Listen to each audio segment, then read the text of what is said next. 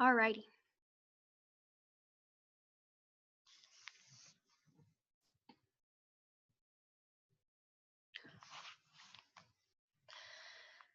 What comes to mind when you hear the term beauty pageant?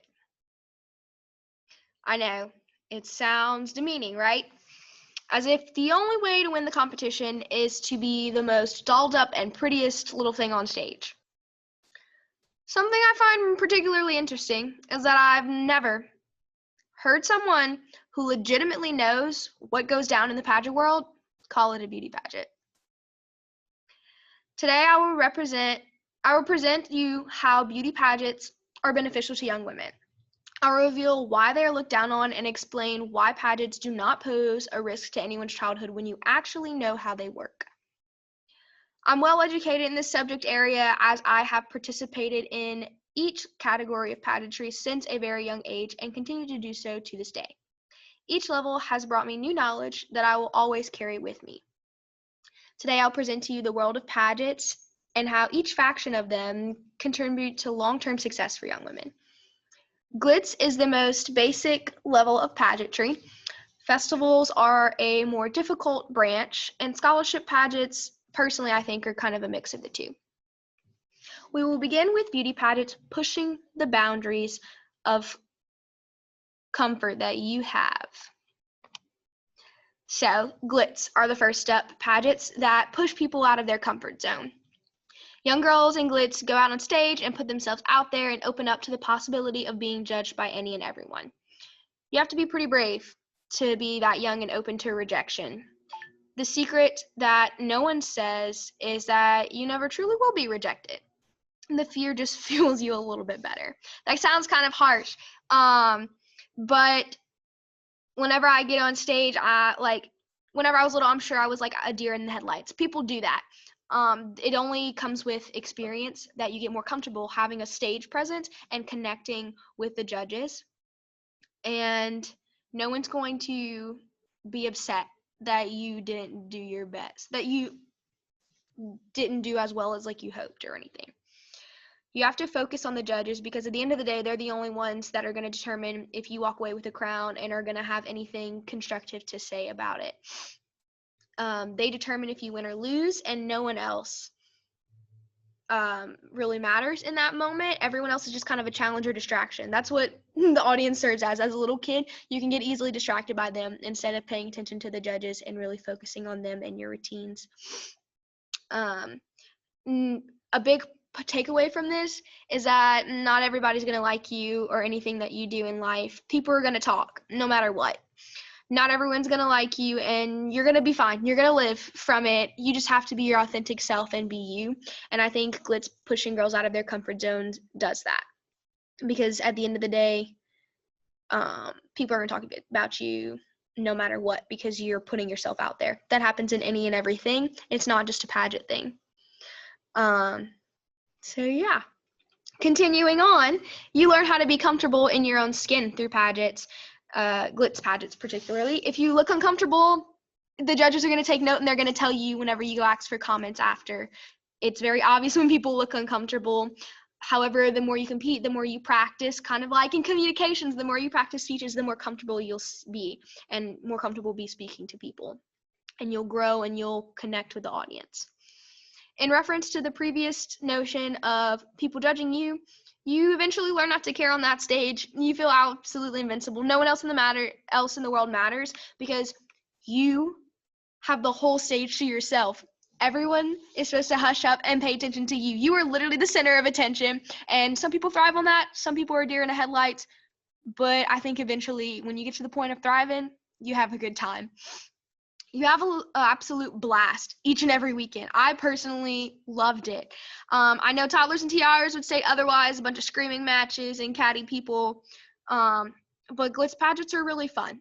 This is a picture of me in my little swimsuit outfit that my mom got at Walmart and then decorated with my grandmother with beading and ribbons and such. Another aspect of the fun is that you get to wear makeup and play big girl, which is something that little girls do anyway without the help of pageants. So that's not me saying that a childhood is lost. But with this one, you don't get in trouble. for getting in Mama's Mary Kay and Ipstick collection. So it's like warranted getting dolled up, and it's the best thing ever. In addition to the makeup aspect, you get to wear costumes and dress up, and they're tailored to you. You're literally your own Barbie, okay? And I remember growing up and being in my grandmother's sewing room with my mom and grandmother, and they would take my measurements, and I would pick out colors of costumes and stuff like that, and always a blast. In addition to the fun as well, you do like routines and stuff. You have your formal wear modeling, and then you have like the cutie costume routines, and you get to have fun. You get to be silly and sassy and show your talent for being comfortable on stage and just let loose. And a bonus is if your mom is behind the judges doing your routine with you in case you forget a part. That always made me laugh way more. Like, my smile instantly got brighter whenever I saw my mom telling me to do my pretty eyes, and what else did she say? She said, do the dimply smile. Like, I needed a bigger smile, and so I would laugh at her because she was dancing around like a fool. And I was on stage, and I was supposed to look like a fool, but she wasn't. But it was just funny. Speaking of having fun, allow me to introduce to you the heartbeat behind why Louisiana is called the Festival Capital of America. Festival pageants are probably the most well-rounded branch of pageantry because of the numerous experiences that you encounter. Girls develop numerous social, job, and educational skills with every competition. Each group varies in a particular skill set you learn, each age group. The younger divisions of boys and girls, it's kind of more like glitz pageants, where you just, like, as long as you're talking and like look kind of comfortable and can communicate with the judges, you're going to be fine. However, whenever you get older, that's whenever you start getting like the more intense loads. So you have evening wear, which is whenever you do your walk with your evening gown, and then you have interviews where they test your knowledge on the festival, the history of Louisiana in relation to the festival, and the industry that the festival celebrates. And then you have onstage question, which kind of does the same thing, except it's one question in front of the entire audience. And then you also, some pageants have intros, so it's basically like a 90-second commercial where you get to show your personality in a speech and also show your knowledge of the festival of anything that you weren't really like went over in an interview. And then in addition to that, there's also playwear sometimes, kind of like in glitz, where they have costumes and stuff, depending on where you are. So I know the Watermelon Festival has playwear. The Zawali Tamale Festival has, like, you dress in the salsa dress. The Corn Festival, you wear a Corn Festival t-shirt and decorate you some capris. Gainesville Manger always does a theme for every age group. For Miss, Mrs., and Teen, they have, like, a different theme, and I think they also have junior as well. So I remember one year I went, and it was spring, summer, winter, and fall. Those were the themes, and each age group had to dress up within those themes. So it just kind of depends on where you are. Not a lot of festivals are like that, but there are quite a few of them. There are over 100 festivals and fairs in the state of Louisiana, and we celebrate every commodity and industry that we have under the sun, and sometimes more than once. So there's the Shrimp and Petroleum Festival in Morgan City, Louisiana, and they also have the Delcombe Shrimp Festival in Delcombe, Louisiana, and the Evangeline Oil and Gas Festival in Evangeline Parish. So, like, you can see how oil industry is celebrated twice, and so shrimp industry. We also have 2 crawfish festivals. We have the Crawfish Festival in Chalmette and the Brobridge Crawfish Festival in Brobridge. We have the Watermelon Festival in Farmerville, and then we have another one in DeRidder, but only the DeRidder one is listed under the Louisiana Association of Fairs and Festivals. All kinds of crazy confusingness, I know. It's still a good time, though. Because we have all of these festivals, we need someone to be an advocate for them and educate anybody who is willing to listen, and if not, you will be, like, approached anyway, because we're that passionate and we want you to know all that you can and come to our festivals. So someone has to be an advocate for them. Educating others on the festival that you earn the right to represent is your primary purpose. I mentioned earlier all the stuff that you had to do to compete in a pageant. You work and you learn a lot about the festival and the industry and the town and the state of Louisiana, how it connects to and how they all intertwine. And so like it's a big effort, and you earn every right to wear that crown and banner and that title across your chest. And so it's only fair that you represent it to the fullest. Along the way, you also learn about other people's festivals. You make queen friends with different titles because you're traveling together literally every single weekend. And so you learn about their festivals as well whenever you do your visitations. You learn some things that normal people don't really know about themselves whenever you're a festival queen. For instance, in this picture right here, me and my Mrs. Queen, who actually owns a ranch, are trying to help my junior queen in this picture milk a cow. This is my third time holding the Louisiana Cattle Festival title. I was in her place as a junior, and I was even younger the first time I ever held it as a petite. In this picture, I'm a teen, so I know how to milk a cow, even though I do not own cattle at all. I really want to. I want to name my cow Mushu. And then I want to name a second one Mulan, because cows have best friends. But in addition to that, I know I can spit a watermelon seed 2 yards out. I know that I can gobble a watermelon faster than the Rhinestone Sisters that were there with me that year. I know that I am terrible at shucking corn, absolutely terrible at it.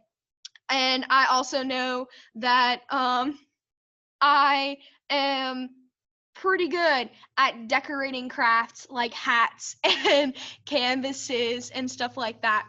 So lots of things that are just kind of out of the ordinary. I know some of my friends went to Plaquemine Parish last weekend, and they did Orange Festival activities, and they have a kumquat stuffing contest, which is like you basically play Chubby Bunny and figure out how many kumquats you can stuff in your mouth. They also have an orange peel contest. Whoever has the longest peel wins. The randomest things that truly make it a good time, because laissez le bon temps rouler, which means let the good times roll. It's the motto of every festival queen. Piggybacking on all of those memories and fun activities, you truly make friends and memories that last a lifetime and are incomparable to anything else. The girls you meet competing next to you on stage are also the girls that you're going to see every weekend. So even if you win and they don't, or vice versa, eventually you're going to cross paths with them again. They're not going anywhere, because once you get hooked in on festivals, you stay in them in some way, shape, or form, whether you become a judge or a director or continue to compete or just pageant coach in general. It holds a special place in your heart. Festival pageants help girls make connections, and so does the next branch of pageant that I'm going to talk about. Scholarship pageants. So scholarship pageants are kind of a little bit different, because people who coordinate them don't like them to be called pageants. I personally don't see a problem with them. You get a crown, you get a sash, you have to do an evening competition, you have to be an advocate for something, which at its core is what I do in a festival pageant, and those are still pageants. And so, and you also can get scholarship money for festival pageants as well sometimes. It's just not as much as you would get in this America or USA system. But they, for some reason, it's a scholarship, is a real thing, and they heavily use it. I did the Distinguished Young Women program my senior year of high school, and it was originally called Miss Louisiana Outstanding Team, and it was a feeder for the Miss America organization. And I remember several times throughout that whole weekend, they were like, it's not a pageant, it's a scholarship program. And every single time I thought of Miss Congeniality, where she's like, it's a scholarship program. And I was like, this is awkward. The money awarded in these competitions helps girls pay for their college tuition. Help if they don't need it for college tuition because they have so many scholarships already, great. Donate it to their platform or to help enable them and launch them into the next level of competition. So they have like the regional levels, then state levels, and then Miss USA and then Miss America and Miss Universe and et cetera and so on. And an increasing number of these programs, like I said, are trying to get out of being called pageants. However, because of the way that they're set up exactly like a pageant, I don't see that happening anytime soon. These girls earn money for a cause, and they become an advocate for something so much bigger for themselves. The girl in this picture right here is the current reigning Miss America. She's on her second term as Miss America because they will not be having a pageant this 2021 season because a lot of pageants didn't have state pageants because of COVID-19. So she's the first ever Miss America to reign twice. In addition, something that set her apart previously was that she was the first American to have a science experiment on stage as a talent. Can you guess what she's an advocate for? STEM. Women in STEM. I think it's absolutely wonderful, and I adore her. So, like I was saying, she gets to be an advocate for something like STEM. So the common question of like, what do you wish for? What do you want for America? And world peace being the answer is kind of partially correct, but it's not that simple. You learn to stand up for others and actually make things happen because you owe it to yourself and to your platform that you're going through to put your best foot forward. And so it might not be world peace in that way, but in the spirit of caring about something bigger than yourself, absolutely correct. um, these girls put into action. It's not just words. They put into action what they want to do. I'm actually competing for the Miss Northwestern Lady of the Bracelet pageant next semester, and I get to raise money for my philanthropy as if I'm you, which is Children's Miracle Network Hospitals, and it's actually the Miss American organization's philanthropy as well. So I raise money for them, and I want to raise some more. And then my personal platform is called Operation Rhinestone. It's something that I started whenever I was a festival queen for the first time ever in my life in 2007 as Miss Opelousas Spice and Music. I was 6 years old and I wanted to do something for our troops. So I decided to send festivals to them, and I had all of my festival queen friends come and send a care package basket. And we partnered with the Thank You Foundation and got letters and video messages done as well. So I'm kind of piggybacking off of that and reforming it into something more fitting for today and the Miss America organization. So, as you may notice by now, pageants contribute more to society than most people realize they do. So let's recap.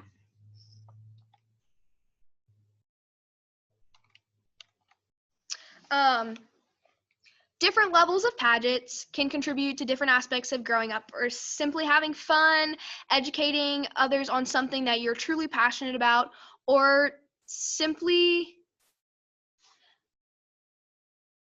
finding a voice for yourself and others. Pageants hold so much potential and put so many wonderful experiences, peoples, and lessons in your life if you simply just let them. There are people who definitely take things too far and go to extremes and are just terrible and just rude, but give me a sport or faction of people that doesn't do exactly the same. Pageants aren't inherently destructive. They're not. People are just crazy. And it's just those toxic people that kind of give us a bad rep. Glitz pageants develop girls to have a stage presence and be comfortable in their own skin and in front of others as well. And festivals help educate young women on Louisiana's rich history and culture and become comfortable speaking to others about that rich history and culture. Scholarship pageants help women find their voice and use it and right the wrongs that they see in society and fight to correct them. The pageant world was an integral part of my personal development as a young woman. The support system granted through Rhinestone Sisters that are always in touch and numerous women I've looked up to is unparalleled.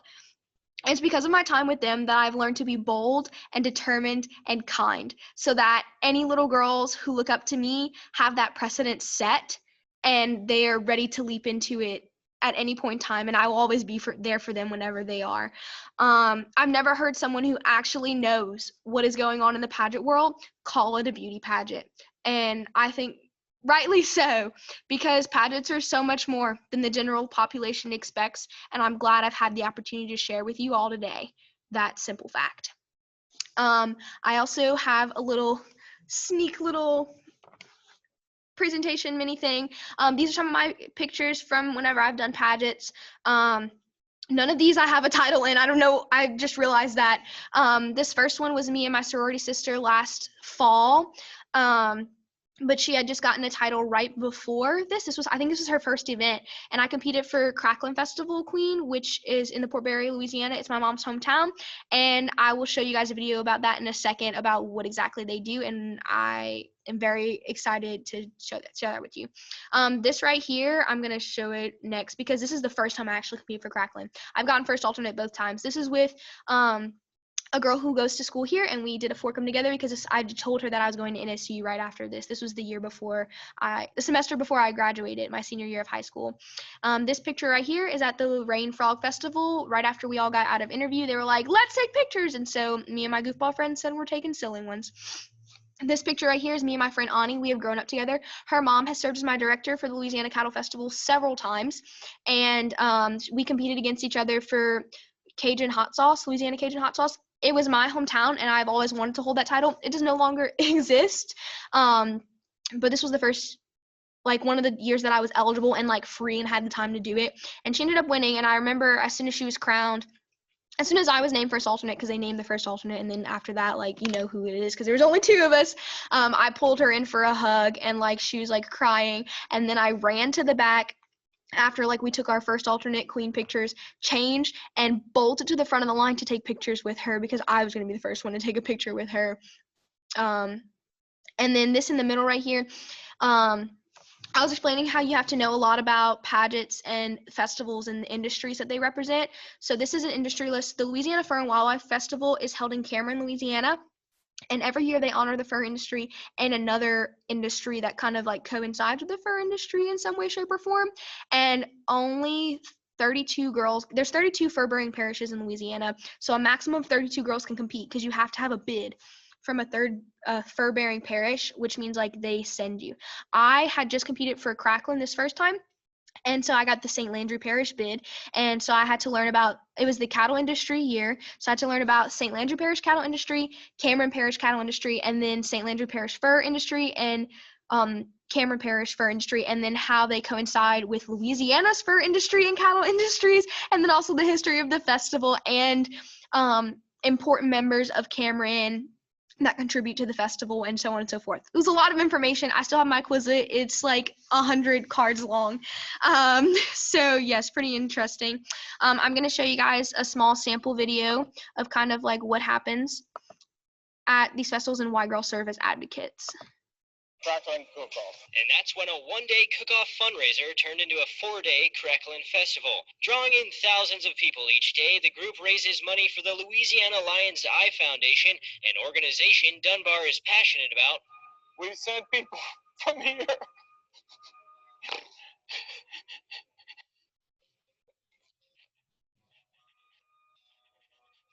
Blind. And they come home and get a problem. Proceeds also go towards helping children with developmental disabilities at Louisiana Lions Camp. It's very important that they get to go to this camp so that they know that they're not any different than we are, and that they have the exact same opportunities and chances that we do in life, and that they don't need to stop shooting for the stars, that they absolutely can have the best life that they choose to have. So that was Mr. Johnny Dunbar, who is one of the founding members from 1985 of the Port Barre Cracklin Festival. The Lions Club puts on the Cracklin Festival every year to serve as a fundraiser to send kids to the Louisiana Lions Camp in Anacoca, Louisiana. And they have a diabetes camp, a special needs camp, a blindness camp. They do eyeglass fundraisers and gene drives throughout the year. But the Cracklin Festival raises a lot of money for them. This year, with the COVID-19 pandemic, was the first year that it's ever been canceled in its entire existence, even after the hurricanes. So it's kind of been a really rough year for them. They still have a queen. She's doing great. She's actually Mike Lynn's cousin, and I competed against her the first time I ever competed. And she is doing a phenomenal job, and I'm so proud of her. And it's her last year, and so I couldn't think of a better way to finish off her time competing in festivals. I look up to her so much. So yep, and then Michaelin actually is a student at NSU. She works in the recruiting office with me, and yep, she's honestly one of the sweetest people I've ever known. This is my reference list, and I hope you enjoyed this presentation. If you have any questions, please let me know. I'd be happy to tell you anything and everything. My friend Hannah loves to test my knowledge on festival pageants constantly because she thinks it's amusing. So yeah, have a good day.